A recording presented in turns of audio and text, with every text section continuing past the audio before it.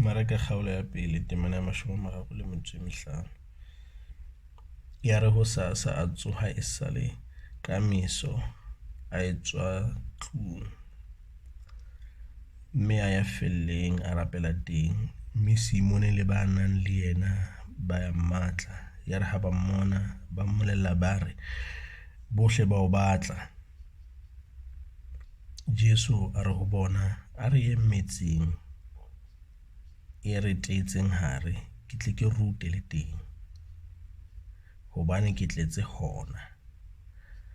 A nna a ruta masinagogeng a bona naheng yohle ya Galilea a ntse a le ka batemona. Motho ya jewang ke lepera a tla ho Jesu a mo rapela, a khumama ka mangwele pela hae a re, ha o rata o na le matla a ho ntlafatsa. Jesu a mo utlwela bohloko, a nanabetsa letsoho la hae, a mo ama, a re ho yena, ke a rata, o ntlafale. Ya re ha boletse jwalo lepera la hlala tloha ho motho eo, mme a ntlafala. Jesu a molaya ka matla a nto mo kgutlisa ka pele,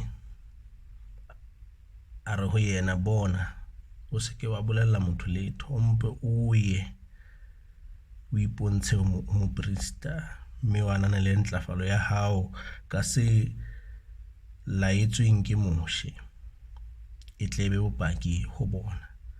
Mme motho yo a tloha a qala a bolela taba tse ngata, a hasanya se entsweng.